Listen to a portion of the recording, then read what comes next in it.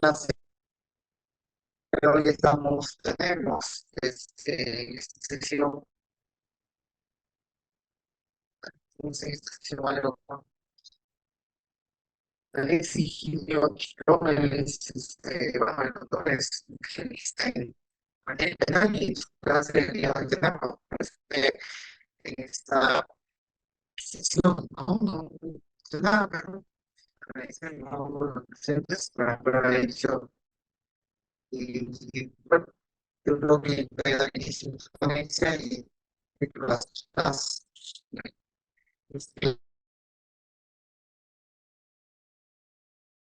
Bien, muy buenas noches. Muchas gracias, estimado Michael, por la amable presentación. También un inmenso agradecimiento a la institución EPCAP por cursarme la oportunidad de poder disertar en la noche del día de hoy. Bien, el tema que nos reúne, que nos concerta en esta noche, siendo ya 7:05 de la noche, es sobre teorías de la pena, ¿no es cierto? O teorías de la pena, ¿no? Y entendiendo que múltiples autores, como por ejemplo el profesor Roxin, el profesor Basigalupo, indican, ¿no? Muchos de ellos, que las teorías de las penas prácticamente es el recorrido en la historia del derecho penal de manera total. Es decir, cómo en cada tiempo histórico el derecho penal ha tenido un enfoque, una forma de ver el mundo, ¿no? Y cómo esos contextos históricos han ido moldeando la idea que tenemos de pena, la idea que tenemos en la actualidad de castigo, ¿no? Por ejemplo, lo que nos rige en la actualidad es la teoría, las teorías mixtas, ¿no? Las teorías, por ejemplo, la teoría del maestro Klaus Roxin, que es la teoría dialéctica de la unión. Eso es lo que nos rige actualmente. Pero esta teoría dialéctica de la unión, fundamentalmente, tiene o coge elementos de diversos momentos históricos del derecho penal. Es decir, cada aporte de cada contexto, tiempo, espacio ha aportado para construir nuestro derecho penal actual. Y ojo, y cuando digo teoría dialéctica de la unión, es lo que, repito, mayoritariamente abarca, ¿no? Y ojo, también va a ser un tema que vamos a tocar el día de hoy de manera práctica, ¿no? Y tomando en la mano la jurisprudencia, ¿no? Cómo la jurisprudencia actualmente, ¿no? Vigente, como fuente del derecho, sigue agarrando, sigue tomando ideas de siglos atrás. Por ejemplo, alguien se podría imaginar que el TC pueda citar al maestro, ¿no? Al gran Immanuel Kant, ¿no? En su teoría retribucionista.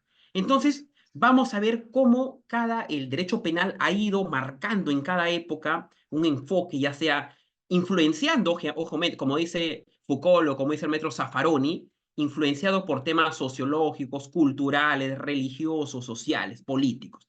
Bien, entonces vamos a ver cómo el derecho penal se ha ido moldeando, ¿no? Que este tema de teorías de la pena con teoría del delito son prácticamente los más grandes en parte general, o sea, o los que abarcan un punto clave, ¿no? Bien, entonces el temario que vamos a ver el día de hoy en el derecho penal, parte general, es teorías absolutas, ¿no? El menú que tenemos, ¿no? De alguna manera, teorías relativas, teorías mixtas y cómo estas teorías actualmente han ido moldeando nuestro marco normativo y nuestros pronunciamientos jurisprudenciales, que es un tema interesantísimo, ¿no?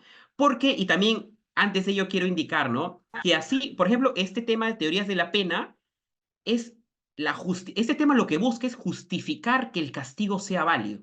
Repito, trata de justificar que el castigo sea válido, es decir, que la pena tenga, digamos, una presencia en nuestra vida. Es decir, por qué se pena y para qué se pena, es decir, la función de la pena.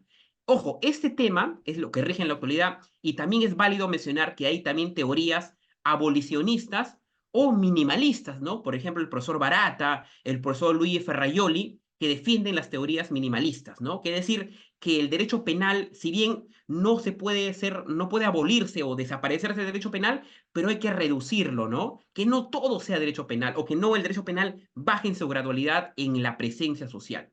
Entonces, este tema lo que busca es legitimar el castigo, justificar el castigo, que la pena o el ius puniendo del Estado se dé.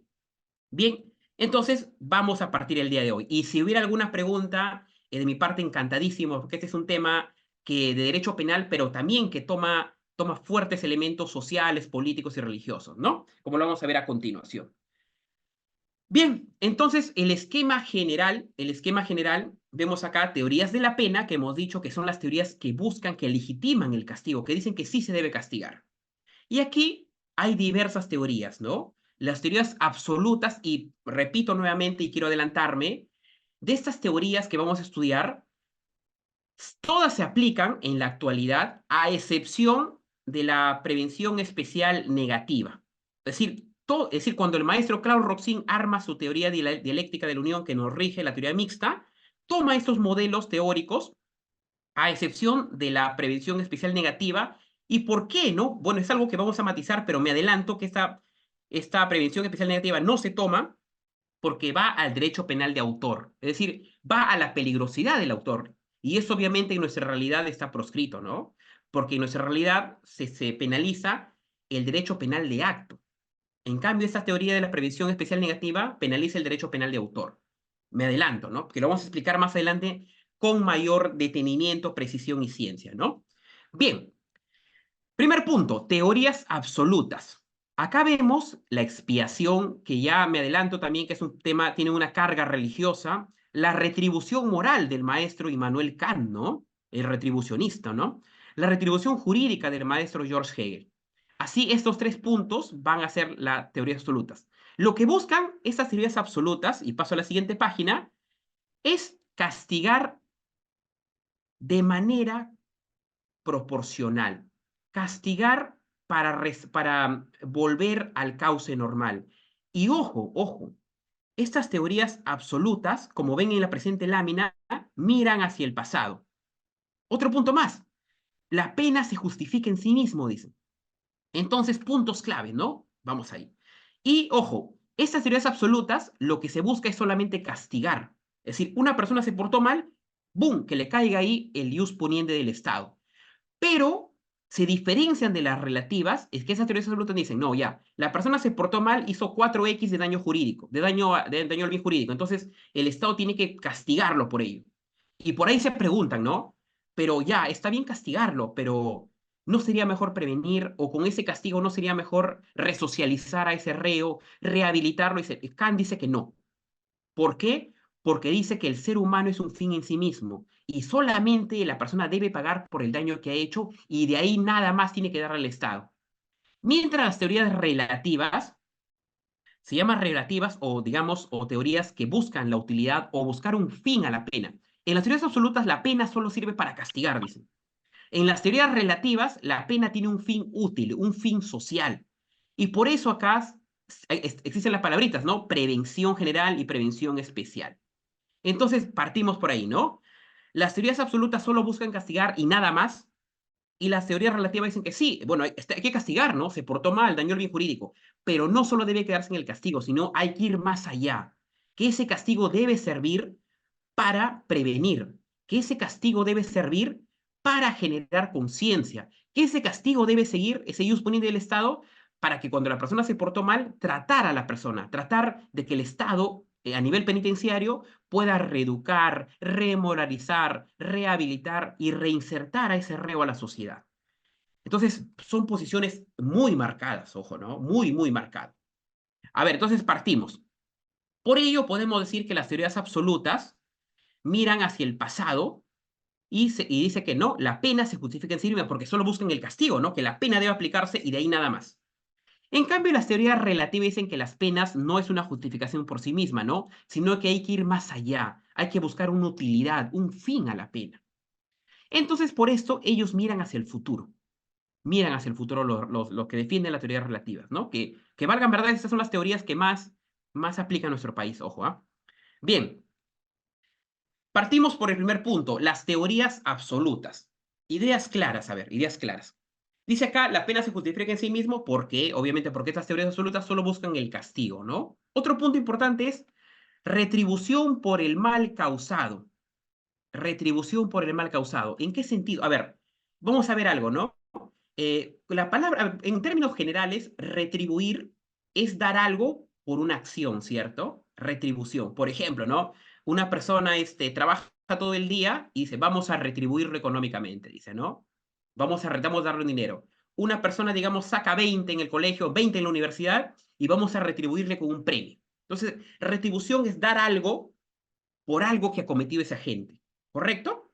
Aquí se entiende retribución como el castigo, es decir, el mal causado, una persona en su libre albedrío, en su capacidad, en su discernimiento, comete un daño, por ejemplo, quema 5 casas de 5 vecinos, o vale la redundancia, quema 5 casas. Por ende ha hecho un daño a los bienes patrimoniales, ¿no es cierto? Por eso debe ser castigado. Como debe ser castigado, se retribuye el castigo, es decir, hace algo malo y el Estado, con su poder, con su poniente, aplica el castigo retribucionista, ¿no? Acá también vemos otra palabrita que es de la ley del talión, ¿no? Que es mucho más antiguo que esas teorías, que es el ojo por ojo, dientes por diente, ¿no? Aquí Immanuel Kant no lo aplica directamente, pero lo toma como una idea que dice lo siguiente, ¿no? Y acá vemos ya cómo va evolucionando ya el derecho penal. ¿En qué sentido? ¿En qué sentido lo comento? Cuando dice ojo por ojo, diente por diente, no significa en las ciencias penales que debe, digamos, quitarle el ojo o quitarle un dedo a la persona que comete algo malo, ¿no? Sino que debe ser proporcional. Ejemplo. Si es que, digamos, mató a una persona, debe ser castigado, por ejemplo, con tanta pena X.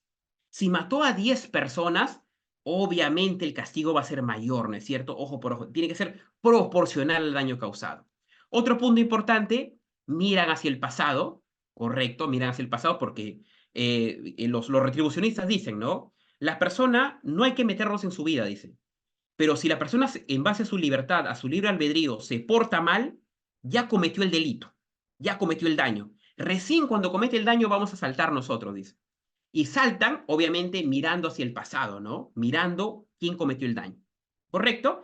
Aquí, antes de ir a este punto, expiación es diferente a retribución. ¿Por qué? Porque expiación es una cuestión más religiosa que vamos a ver también ahora.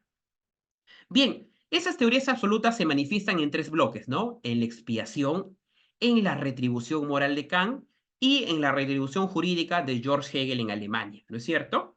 Vamos por el primer punto de la expiación. Bien, acá hay que tener en cuenta que este análisis, ¿no? Tiene que ver con un factor más religioso, ¿no? Aquí, por ejemplo, los expiacionistas decían, ¿no? Que, y bueno, es algo que también está proscrito en la actualidad, ¿no? Pero hubo un tiempo en la historia donde los castigos se daban por este punto, ojo, ¿ah? La expiación acá lo equiparan con la culpa, con el pecado, con el pecado.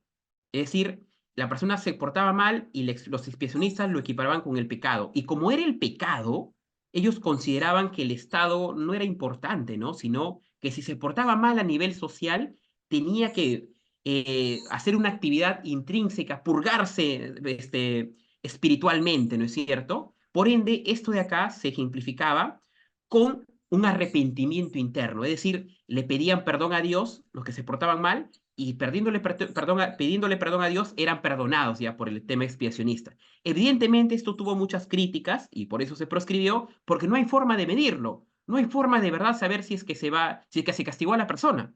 Por ende, este punto quedó eminentemente proscrito, ¿no? Bien, ahora vamos al segundo punto de las teorías absolutas, la retribución moral en el plano ético.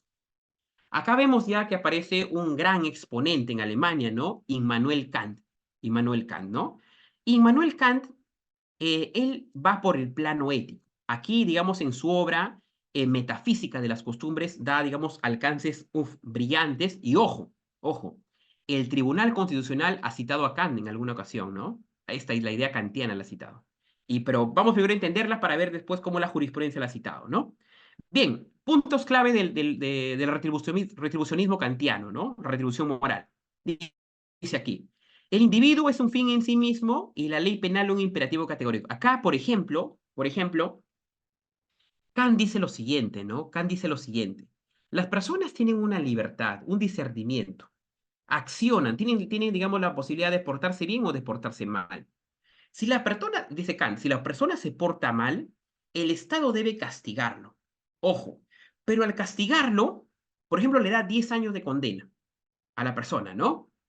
Se le da esos 10 años supongamos que un robo agravado, se le da esos 10 años y Kant dice, debemos ver que se cumple esa condena y esa persona solo debe pagar por el cumplimiento del mal hecho, es decir, debe cumplir con sus 10 años sí o sí. Y por ahí se preguntarán, pero profesor, ¿qué pasaría si queremos darle beneficios penitenciarios? Kant se opondría a ello, porque dice que los beneficios penitenciarios es una sacada de vuelta al cumplimiento de la responsabilidad penal. Otro punto más. ¿Qué pasa también cuando la persona está purgando condena en la prisión y el Estado quiere rehabilitar, quiere reeducarlo, quiere reinsertarlo? Kant también se opondría. ¿Por qué se opondría Kant? Porque Kant dice, no, porque si bien la persona se equivocó, cometió un delito, está bien, va a pagar por eso.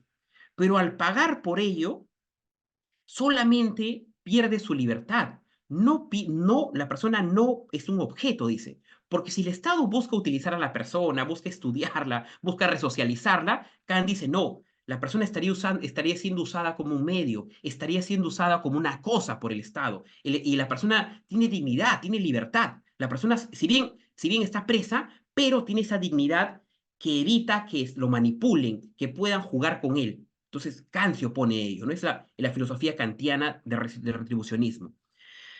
Pero sobre ello hay un aporte brillante de Kant, que es el tema de la proporcionalidad y la función de garantía, ¿no? ¿Qué dice con esto Kant? Y esto es algo que hasta la actualidad se aplica, y es algo que Roxin toma, ojo, y también nuestro modelo también lo tiene.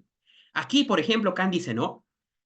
El castigo tiene que ser proporcional al mal causado. Ejemplo, si una persona quema una casa, tiene que ser el castigo de X. Si una persona quema dos casas, el castigo de 2X. Si una persona, al quemar esa casa, quema también a unas personas adentro, se eleva a 6X. Es decir, que el daño tiene que ser calculable de manera proporcional. ¿Y por qué esto? ¿Por qué esto? Porque para que los juzgadores no se extralimiten, no se excedan. Es decir, la condena para Kant debe estar de acuerdo al daño causado y el juzgador no debe imponer condenas desproporcionales, mucho más allá del daño al bien jurídico generado, ¿no? Y esto obviamente genera la función de garantía, porque en la actualidad, cuando una persona va a ser investigada y condenada, sabe que le van a dar una sentencia proporcionalmente al daño que ha hecho. Por ejemplo, si roba un celular, va a tener una condena muy distinta a haber cometido un asesinato, un homicidio con ferocidad, ¿no? O haber hecho un acto terrorista. Va a variar proporcionalmente al bien jurídico protegido, ¿no es cierto? Entonces, una función kantiana. Bien, esto es el punto de vista kantiana base al plano ético, a la retribución moral. Continúo. Si no viene alguna pregunta, continúo. Aquí, por ejemplo, esto es algo muy interesante, ¿no? Es la comunidad de la isla de Kant. Aquí, y es un ejemplo muy bonito, ¿no? Aquí Kant, por ejemplo, dice, ¿no? Vamos a imaginarnos, ¿no? Una isla. En esa isla llegan ciudadanos, esos ciudadanos hacen un pacto social, viven de manera en sociedad, ¿no? Como seres gregarios, viven bien, hacen sus leyes y un buen día un grupo de personas incumplen las leyes. Obviamente esas personas son apresadas y son, digamos, encerradas en una cárcel en esa isla, ¿no? Están purgando condena. Un buen día en la isla, los ciudadanos que están libres deciden desaparecer el Estado de la isla, deciden abolir el Estado de la isla, es decir, que ya no existe Estado, se van a ir de la sociedad. Es decir, y si se van de la sociedad, uno podría decirse, profesor, si no existe Estado, si no existe ya un pacto social, no tiene sentido que haya cárceles, ¿no? Porque las cárceles están basadas en cuestiones institucionales. Pero Kant dice no, Kant dice, si van a disolver el Estado y van a irse, Kant dice, antes de ello, tienen que esperar a que las personas cumplan su condena. Porque si se van y liberan a esas personas antes de que cumplan su condena, van a ser cómplices de ellos. ¿Por qué? Porque la persona afectada por esos malhechores, por esos delincuentes, no estaría siendo resarcida totalmente. Es decir, la culpabilidad el castigo no se estaría cumpliendo, se estarían saliendo con la suya. Kant dice ello, ¿no? Que tiene que cumplirse. Y repito, por eso Kant se opondría en la actualidad a temas de beneficios penitenciarios, ¿no? Ejemplo de la isla de Kant. Bien, vamos a pasar a otro gran retribucionista, ¿no? Acá vemos la retribución jurídica de George Hegel, también gran filósofo alemán, gran jurista, gran analista. Aquí él lo plantea en el estado racional, ¿no es cierto? Acá, a diferencia de Kant, busca el estado racional, ¿no? Y aquí, obviamente, él plantea, digamos, una ambivalencia, ¿no? Hegel dice, está la voluntad general y la voluntad especial. La voluntad general, desde el punto de vista de Hegel, es el acuerdo, la interrelación, la cuestión de llegar a puntos de concordia entre ciudadanos. Un buen día, la voluntad general dice lo siguiente, ¿no? Vamos a penalizar que las personas roben en las casas. Entonces, es la voluntad general. Pero hay personas que no deciden respetar ello y entran con una pistola o con un arco y una flecha a robar en una casa, en ese contexto, ¿no? ¿Qué pasa ahí? La voluntad general es que se prohíbe que roben los domicilios. Y la voluntad especial es ese mal comportamiento, ese delito, ese delincuente que ha decidido romper esa voluntad. Entonces, acá hay un versus, ¿no? La voluntad general y la voluntad versus la voluntad especial, ¿no? Esto también es contraposición al mandato absoluto, que es la voluntad general, ¿no? Y aquí vamos a ver algo que, si bien se puede plantear de un punto de vista filosófico, pero en la aplicación es eminentemente aplicable a las ciencias penales, ¿no? Que es la famosa teoría dialéctica del maestro Hegel, ¿no? Es la pena, obviamente la pena, el castigo, el jus poniendi, como un proceso dialéctico. Vamos a entenderlo, a ver. Aquí Hegel se plantea tres momentos, tres escenarios, tres estadios. Primer momento, la voluntad general. ¿Qué es esto? Recordando cuando la ciudadanía decide hacer un acuerdo y dice, ¿sabes qué? Vamos a hacer un marco legal, supongamos, vamos a hacer una norma. Esa norma sirve como un parámetro para vivir en sociedad y es lo que no se debe hacer, ¿correcto? Entonces, eso es la tesis. La tesis lo plantea Hegel. Es la norma. Pero esa tesis, que es la norma, que es un mecanismo para la convivencia, es negada, es decir, es atacada por la antítesis, lo anticontrario a la tesis, ¿no? Y lo que niega la norma es el famoso delito, ¿no? El delito, es decir, niega el orden jurídico.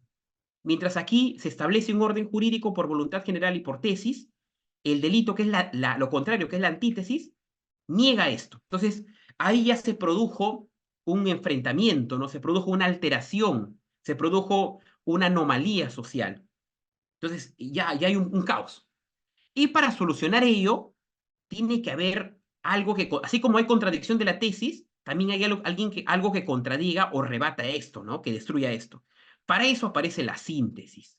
Es decir, mientras el delito, que es la antítesis, niega la norma, la síntesis niega o rebate el delito, niega o rebate la antítesis. ¿Y qué es esto? El castigo o la pena. Es decir, la pena es la negación de la negación. Bien, parece, digamos, un tema abstracto, bueno, es un tema abstracto, ¿no? Pero vamos a llevarlo a la realidad, ¿ya? Este ejemplo. Acá tenemos la teoría dialéctica en un ejemplo, en un caso práctico, ¿ya?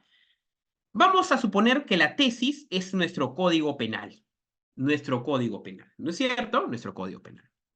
Es la ley. Esto obviamente ha sido por un acuerdo, por un pacto social, ¿no? El legislador lo ha hecho de manera estructurada nuestro código. Es lo que nos rige, ¿no? Lo que nos dice qué es lo que no, lo prohibido, qué no debemos hacer.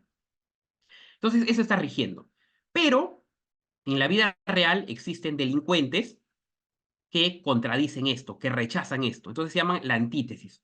Vemos en la imagen aquí que una persona va con un arma blanca y obviamente, ¿no? ¿Cuáles son las intenciones, no? Va y acuchilla a la víctima, le quita la vida. Entonces, está contradiciendo lo que dice el código, ¿no?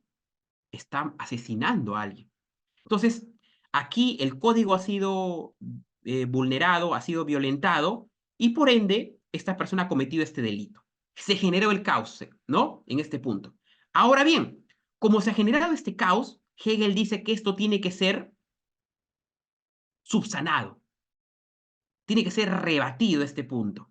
Y para ello, este delincuente que ha cometido este acto funesto, ¿no? Este acto despreciable, tiene que recibir un castigo. Y aparece la pena. Es decir, esta síntesis niega esto, que es la negación de la negación. Y vamos recordando un tema filosófico, ¿no? O un tema de lógica. A ver, cuando nos decían, por ejemplo, menos por más es menos, ¿no? Pero menos por menos es más, un tema de lógica.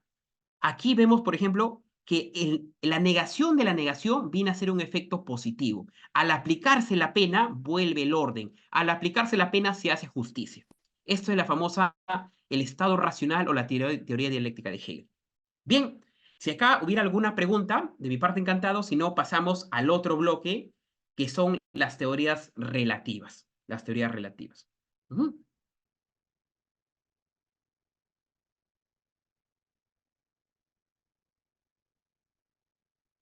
Bien, correcto. Entonces, habíamos dicho que las teorías absolutas solo buscan el castigo y no ni nada más, pero también tienen aportes de proporcionalidad y de dialéctica en ese punto, ¿no? Mientras las teorías relativas abarcan tres puntos importantes.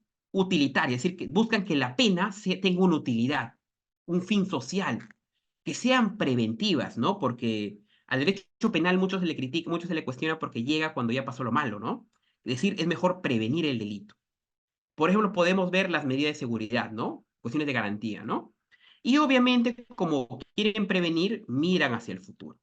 Cosa que las teorías absolutas miraban hacia el pasado, cuando ya sucedió lo malo. Las teorías absolutas, recordando, es cuando alguien se portó mal, recién hay que actuar. En cambio, estas teorías relativas buscan prevenir ese mal accionar, ¿no es cierto? Bien, por ello, acá tenemos dos ejes. La prevención general y la prevención especial. Correcto. Dos ejes importantísimos. Uno, prevención general positiva y negativa. A ver, vamos viendo la figurita, ¿no? Se llama prevención general porque, a ver, la palabra general va a algo plural, a un común denominador, va digamos, a un cúmulo de personas, ¿no? Por eso va a la sociedad. Estas teorías impactan en la sociedad. Mientras la prevención específica impacta sobre una sola persona. Fundamentalmente acá por el reo, ¿no? Esto tiene bloques positivos y negativos que vamos a ver a continuación, ¿no? Pero la idea que se nos queda esto. Las teorías de la pena en la prevención general buscan impactar, buscan generar algo en la sociedad en su conjunto, valga la redundancia, y la prevención específica busca generar algo de manera individualizada. ¿Correcto? Ahora, vamos a ver la prevención especial positiva y negativa correspondientemente, ¿no?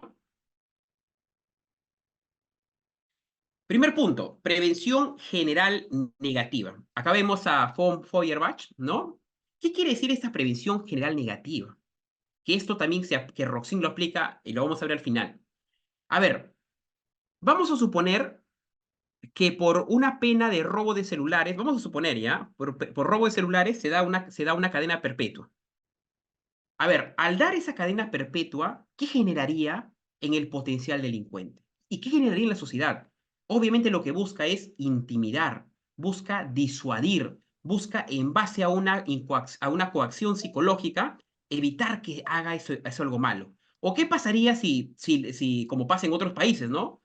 Si las personas que trafican droga tienen pena de muerte, ¿qué sucedería? Es decir, si las personas que hacen, por ejemplo, ¿no? Microcomercialización de droga, se les da, digamos, pena de muerte. Se generaría una política de terror, ¿no? Las personas, decimos actualmente coloquialmente, ¿no? Meter terror, ¿no? E influenciar en las psiquis. Por ende, acá Feuerbach aplica la teoría de la coacción psicológica, que busca influir en nuestra mente, ¿no? Acá también está la criminología mediática, que prácticamente es las políticas de mano dura, ¿no? Lo que buscan aquí es atemorizar a la sociedad. Por ende, este mecanismo, esta teoría de prevención general negativa, busca intimidar, disuadir a los integrantes de la sociedad, ¿no es cierto? Fundamentalmente ello, ¿no? Bien, esto es fundamentalmente la prevención general negativa. Pasamos ahora a la prevención general positiva, que es del maestro Gunther Jacobs. Aquí, el maestro Gunther Jacobs, y esto está, digamos, muy estudiado, ¿no? Se toma, por ejemplo, la teoría de Hegel, la teoría hegeliana del castigo, es decir, donde legitiman el castigo, pero el maestro Jacobs dice lo siguiente: sí, está bien castigar, ¿no? Porque se portó mal, pero este castigo tiene que tener una función social. Entonces acá el maestro Hegel, perdóneme, el maestro Jacobs, sumando a la teoría de la tesis de Hegel, le agrega su famoso funcionalismo sociológico. ¿Qué quiere decir esto? Que sea un bien a la sociedad, que tenga una utilidad, un fin social este punto. ¿Y cómo se grafica ello? Aquí Jacobs dice, ¿no? Mientras Feuerbach decía que la pena busca intimidar, aterrorizar a la sociedad, Jacob dice, no, no, la pena no debe intimidar, no debe generar terror. Muy por el contrario, dice, la pena, si bien es un mal impuesto, como decía Hegel, pero tiene que tener efectos positivos. Tiene que tener efectos positivos. Y aquí vamos con un ejemplo, ¿ya? Un ejemplo. Un tema de delitos contra la libertad sexual en un punto de indemnidad, ¿no? Un criminal abusa de un menor de edad, un menor de edad en ese escenario, y hay obviamente una indignación social. El juez le dicta cadena perpetua. Ahora, al sentenciar con la pena máxima a ese delincuente, a ese criminal, ¿qué es lo que se genera ahí? Que la ciudadanía tenga certezas de que las instituciones han cumplido con su rol, es decir, que el fiscal y el juez han hecho su trabajo. Por ende, ese mecanismo, esas acciones judiciales y de la fiscalía van a generar que la ciudadanía confíe en sus instituciones, confíe en que la ley se está aplicando, confíe en que el Estado de verdad está cumpliendo su trabajo. Cosa muy distinta, por ejemplo, ¿no? Hemos visto estos últimos días que se han liberado a una serie de delincuentes, ¿no? Es una crítica. Y esos delincuentes al salir han vuelto a hacer maldades, ¿no? Entonces, parte por ese punto. Pero en este plano, Jacobs dice, ¿no? Si el Estado, en base al cumplimiento de la norma, en base al cumplimiento de sus funciones de manera responsable, diligente y racional, logra hacer un buen trabajo, logra hacer justicia, los ciudadanos, la sociedad en su conjunto dice, hey, está cumpliendo. Entonces vamos a confiar. Por ende, se da acá la confianza en las instituciones y la norma está vigente, las normas y los valores. ¿Correcto? Esa es la prevención general positiva del maestro Gunther Jacobs. Continúo. A ver, a ver, acá hemos visto, por ejemplo, en la prevención general negativa y la positiva, que impactan a la sociedad, que impactan de manera conjunta, ¿no? Mientras que en la prevención especial negativa, esto impacta sobre el individuo de manera específica, sobre el procesado o ya el imputado, el sentenciado, ¿no? A ver, de todas las teorías que vamos a estudiar, repito, se toman todas a excepción de esta, ¿no?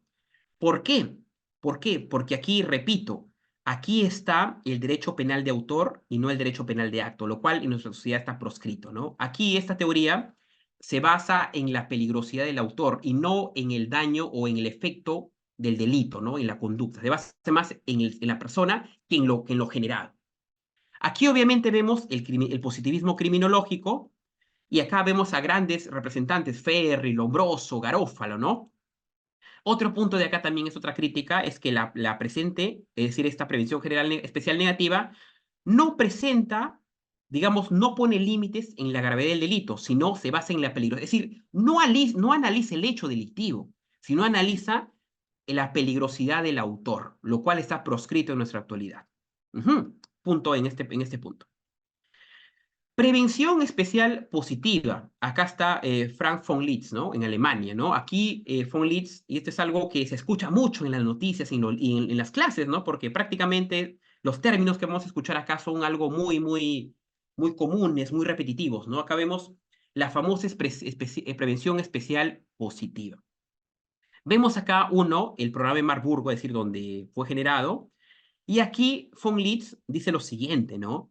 Sí, se castiga, pero al castigar, el Estado está en la obligación de, uno, evitar su reincidencia. Y para evitar la reincidencia tiene que haber políticas especiales para evitar ello. Por ende, acá este tipo de pena está el pensamiento orientado a fin, es decir, que la pena tiene que tener un fin, una utilidad. Y por eso acá están las famosas teorías RE, ¿no? Que cuando una persona cae presa, está purgando condena o está, digamos, en una celda, acá lo que busca von Litz y lo que pide von Litz, ¿no? En su programa de Marburgo es reinsertar, resocializar, reeducar, repersonalizar y remoralizar. Obviamente aquí lo que se busca es no dejar a la suerte al penado, al reo, sino que el Estado cumpla una función para reeducar y que ese reo, al salir de prisión, vuelva a reinsertarse, vuelva a ser un ciudadano de bien. Aquí, obviamente, así como las anteriores, también tiene sus críticas, ¿no? De hecho, los maestros aquí dicen, ¿no? Que o sea, la teoría, la idea es muy buena, ¿no? Pero, ¿qué ha pasado en la realidad? Y también es una pregunta para el auditorio, ¿no? ¿De verdad estas teorías se aplican en nuestro país? Es decir, las cárceles, es decir, el IMPLE de verdad ha cumplido con una función de política de reeducar, de reinsertar, o valgan verdades, nuestras cárceles están en crisis. O valgan verdades, como dicen algunos autores, nuestras cárceles son escuelas de crímenes. Por ejemplo, muchos secuestros, mucho tráfico se da en las cárceles, ¿no? O también una persona entra por ejemplo, ¿no? Por robar un celular, entra preso y sale peor, ¿no? Ya sale, digamos, planeando secuestros, metiendo en el narcotráfico, es decir, empeora en la cárcel, es decir, la cárcel no cumple. Y me podrán decir, no, pero profesor, yo conozco casos. Sí, hay casos donde individuos por fuerza de voluntad lo han logrado y se aplaude, pero cuando se analiza un tópico, se ve de manera general, de manera panorámica, porque la excepción no hace la regla. Y de manera general y panorámica, las cárceles, lamentablemente, en nuestro país no están cumpliendo esa función. Y obviamente, ¿no? ¿Y por qué? Obviamente ahí hay un error de gestión, ¿no? Un error de gestión. Y también otro punto, ¿no? De que el reo al salir de prisión, no, debatible este tema, pero no tiene, digamos, un medio para poder reinsertarse, ¿no? El Estado no le brinda unas capacidades para reinsertarse. Bien, esta es la prevención especial positiva. Y como hemos visto, tanto la prevención general negativa, la prevención general positiva, la prevención especial negativa, la prevención especial positiva, las teorías retribucionistas del maestro Kant y del maestro Hegel, tienen sus puntos positivos, pero también tienen sus críticas, ¿no? Y por ello, se dio las famosas teorías mixtas. ¿Qué son las teorías mixtas? Es coger las teorías que hemos estudiado y sacar lo bueno de cada una. Sacar lo bueno de cada una. Aquí, obviamente, ¿no? Eh, esto se toman todas a excepción de la prevención especial negativa, por el tema de que esto va al derecho penal de autor y no al derecho penal de acto, ¿no? Bien, entonces acá se toman las teorías absolutas donde está Kant y Hegel y se la suma también las teorías relativas, es decir, la prevención general positiva, la prevención general negativa, la prevención especial positiva y la prevención especial negativa, ¿no? Se suman. Ahora, ¿qué dice acá el maestro Felipe Villavicencio en su obra, Derecho Penal, en su gran obra, ¿no? Del maestro, ¿no? El maestro Felipe Villavicencio, que en paz descanse. Él decía lo siguiente, ¿no? Las teorías mixtas reúnen en la pena las características que las teorías anteriores, es decir, las absolutas y las relativas, consideraban primordiales, es decir, las características, ¿no? Los puntos buenos. Identifican a la pena como justa y útil, ojo, prevención relativa, y consideran que la pena debe reprimir tomando en cuenta la culpabilidad y la proporcionalidad. Ahí está obviamente la función de garantía de Kant, ¿no? De la proporcionalidad. Con respecto obviamente al hecho delictivo, llegando a la justicia y a la vez prevenir la comisión de nuevos delitos, prevención, ¿no? La utilidad. Bien, entonces acá han habido múltiples aportes y uno de los, digamos, valiosísimos, ¿no? Es la teoría dialéctica de la unión del maestro Claude Roxin y ojo, esa es la teoría actual, la teoría, digamos, que tiene un mayor raigambre en el derecho penal, ¿no es cierto? Y vamos a entenderlo por qué. Esto tiene su porqué, ojo, en esta hora académica que nos ha tocado. Bien, antes de ello, si no hubiera ninguna pregunta, si hubiera alguna pregunta, encantado, chicos, si no, continuamos. Bien, esta teoría dialéctica de la unión, como hemos dicho, ¿no? Coge puntos de las anteriores teorías, ¿no es cierto? Y vemos aquí que el maestro Claude Roxin, el gran maestro alemán Claude Roxin, lo toma en tres estadios, en tres momentos. El momento legislativo, donde se hacen las leyes, el momento judicial, donde llega el juez con el martillo a sentenciar, y el momento ejecutivo de la pena, es decir, cuando la persona ya está purgando condena, es un reo, pero el Estado tiene que intervenir para reeducarlo, resocializarlo, ¿no? Etcétera. Vamos a verlo de manera gráfica, ¿ya? Esta teoría. Momento legislativo, la famosa tipificación. Aquí, obviamente aquí el legislador empieza y ojo, repito, principio de tipicidad, ¿no? Y principio de legalidad. ¿Qué quiere decir esto? Que cada Sí, sí. conducta... Sí, adelante, estimado Renzo, ¿hay una pregunta? Sí, disculpa, Renzo, ¿había una pregunta? Ah, no, no, entonces creo que ha sido... No, no se preocupen, chicos, ya. Pensaba que había una pregunta. Bien. Momento legislativo, tipificación. A ver, ¿cómo entendemos esto? ¿Cómo entendemos esto? Y ojo, y acá hay que ver una cosita acá. Vemos acá prevención general negativa. Y no sé si se recuerdan, cuando decíamos la prevención general negativa era meter terror, ¿no? Las políticas, digamos, de criminología mediática de Feuerbach. ¿Qué decíamos con la prevención general, es decir, general en el conjunto, la sociedad en general, negativa? ¿Por qué era la prevención general negativa? Porque lo que buscaba esta teoría era aterrorizar a la población, era intimidar, era disuadirla para que no cometa cosas malas, ¿no? Por ende, acá el maestro Roxin nos dice que al tipificar algo, es decir, por ejemplo, ¿no? Se aumenta la condena para robos. Lo que busca es que la persona, al saber digamos, que va a ser castigada severamente, disuada eso en su comportamiento y ya no lo haga, ¿no? Por eso es prevención general negativa. Busca intimidar a la población. Y segundo momento, para el maestro Roxin, imposición de la pena, momento judicial. ¿No es cierto? Momento judicial. Obviamente, pasando el momento, el momento legislativo, pasamos al momento judicial. Aquí vemos dos grandes aportes. La retribución, y recordando acá al maestro Immanuel Kant que estudiamos al inicio, retribución de Immanuel Kant, ¿no es cierto? Con el imperativo categórico, con el plano ético, con la función de garantía en la proporcionalidad, aparece aquí el maestro, ¿no? Los retribucionistas. Y también acá se toma, el maestro Roxin toma acá, añade la prevención general positiva. ¿Y qué era la prevención general positiva? Lo del maestro Gunther Jacobs, ¿no? Que lo que se busca aquí es que haya una vigencia de la norma y de los valores. También generar confianza en las instituciones. Entonces, ¿cómo lo logra esto el maestro Claude Roxin? Dice lo siguiente. El juez, a ver, supongamos que estamos en un juicio oral. El magistrado con el martillo sentencia, ¿no? A tantos años de cárcel. Ahora, qué es lo que contribuye esto en la actualidad? Al sentenciar y al ya culpable, ¿no? Ha tenido que discernir en base a la proporcionalidad. Ejemplo, si ha capturado a una organización criminal, tiene que ver, y por eso el derecho penal es personalísimo, ¿no? Es decir, separa al derecho penal, así captura en conjunto. Y vamos a hacer un ejemplo ya. Supongamos, y esto es algo que se ha dado en los 80 y 90 y se ha dado también en la actualidad, ¿no? Por ejemplo, en Colombia, había bueno, sigue habiendo, ¿no? Pero en ese momento, digamos, había una cuestión de una guerra contra el Estado. Por ejemplo, el cártel de Medellín, ¿no? De Pablo Escobar, digamos, de Carlos Leder, ¿no? Y de más, digamos, narcotraficantes, ¿no? Como el mexicano, ¿no? Creo Rodríguez Gacha, creo que se apellidaba. Bien, ellos, por ejemplo, eran, digamos, los capos de la droga, ¿no?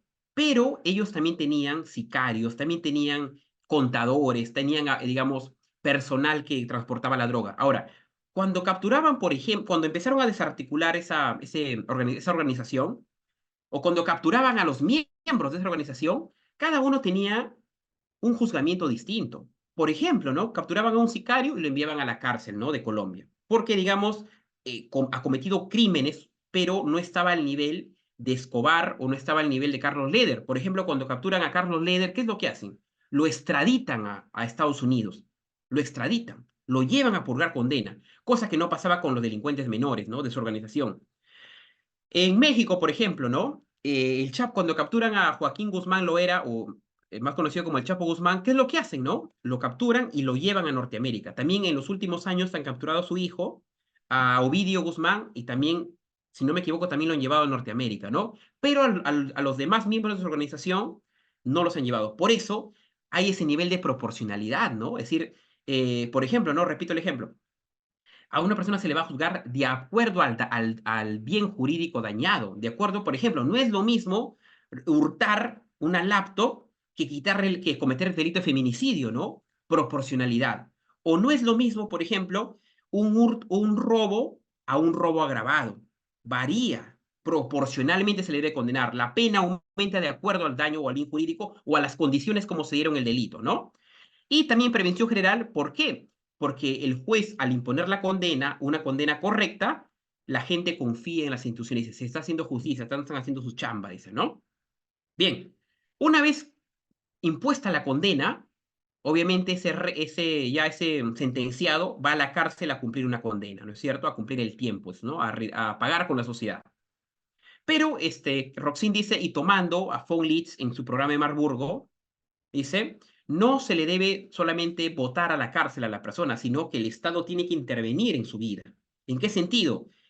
por ejemplo, vemos acá una actividad, ¿no? Tiene que buscar rehabilitar ese reo, buscar reeducarlo, hacer un tratamiento, políticas carcelarias, ¿no? Para que, digamos, reducción de condena y sobre todo ver la forma de que cuando salga pueda reinsertarse. Eso dice, ¿no? Cosa que digamos, a nuestro país no nos ha ido tan bien, ¿no? Entonces, esto es la teoría dialéctica de la unión porque coge elementos valiosos de la teoría de la pena a excepción de la prevención especial negativa, ¿no? Coge todas menos esto. Bien. Ahora, este es el punto doctrinario de análisis, ¿no? El punto, ahora vamos sí a estudiar cómo estas teorías, esta doctrina, esta dogmática penal va a aterrizar en nuestro país, en nuestro marco normativo y cómo nuestra jurisprudencia lo ha abarcado. Creo que si nos alcanza el tiempo, chicos. Vamos a avanzar. Uno, marco normativo. Vamos a nuestra ley de leyes, a nuestra Carta Magna, ¿no? A la Constitución. Artículo 139. Son principios y derechos de función jurisdiccional. Punto 22. El principio de que el régimen penitenciario tiene como objeto la reeducación, la rehabilitación y reincorporación del penado. Repito, el principio de que el régimen penitenciario tiene como objeto, es decir, tiene como finalidad, tiene como misión, es decir, el INPE, el régimen penitenciario, tiene un trabajo, ¿no? ¿Cuál es su trabajo? Reeducar, rehabilitar y reincorporar al penado. ¿Y esto dónde lo hemos visto, estimados estudiantes? Lo hemos visto acá, ¿no? En Folnitz. Coge esta teoría. Nuestra constitución, ojo, ¿ah? Teoría de la prevención especial, positiva. Vamos avanzando más, a ver. Vamos a nuestro código penal, ¿no? Al título preliminar, a la esquematización. Finalidad preventiva. Preventiva, esta palabrita, prevención, ¿no?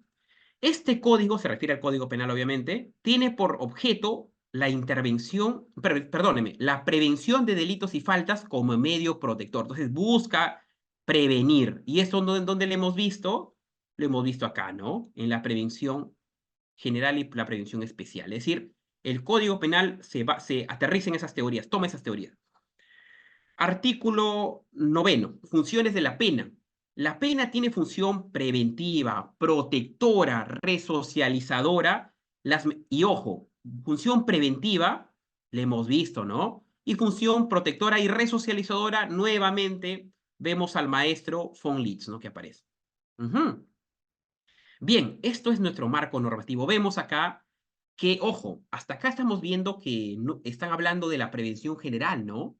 Pero no están tocando las teorías retribucionistas de Kant y de Hegel. Pero ahora vamos a nuestra jurisprudencia. ¿Qué es lo que dice el TC? A ver, vamos a ver. Sentencia 009-2005, respecto a las teorías de la pena.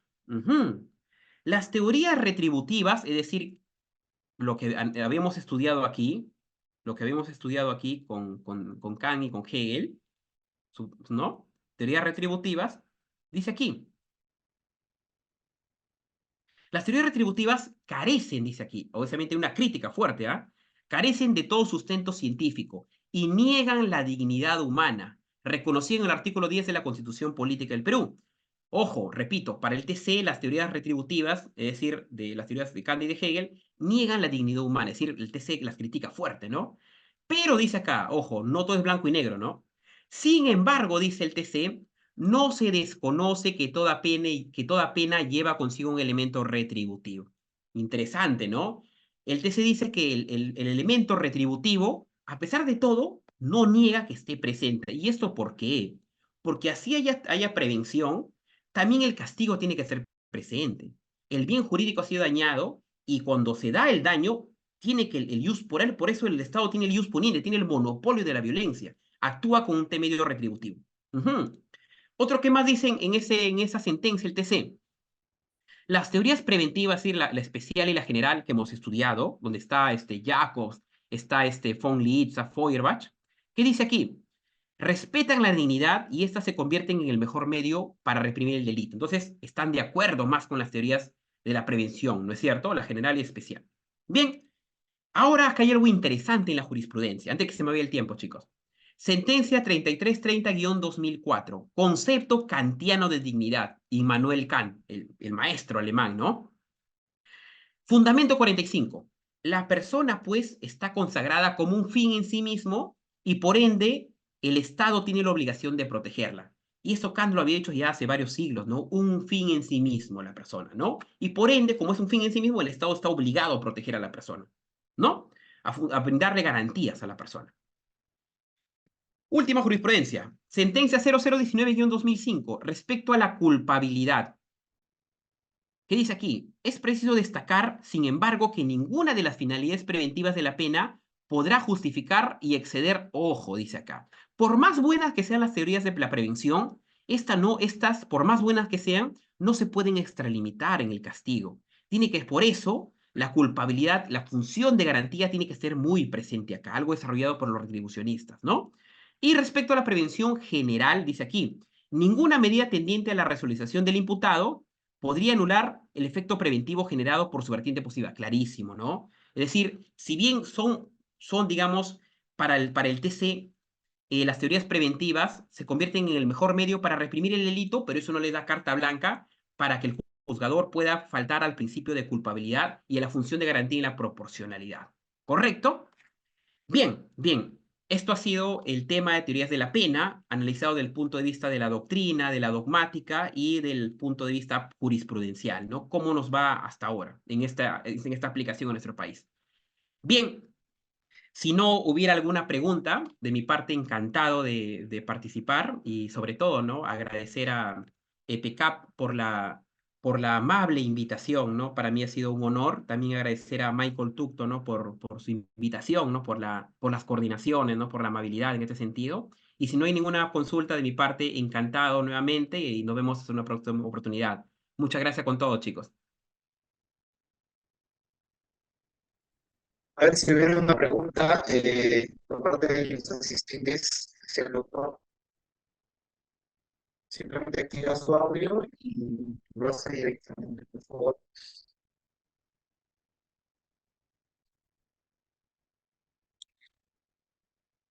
Oye, chicos, creo que no hay ninguna pregunta. Solamente para invitarles el día de mañana tenemos una clase de público a la misma hora, ¿no? Que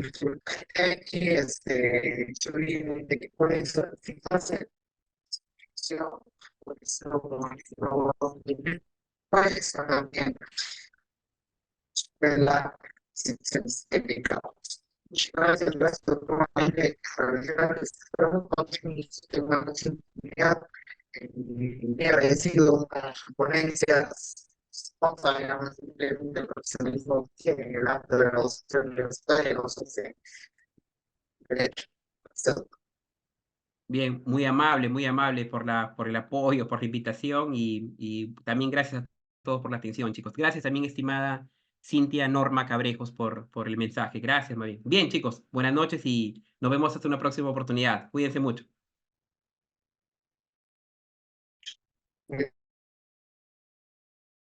Buenas noches, doctor. Buenas noches, estimado Lerner.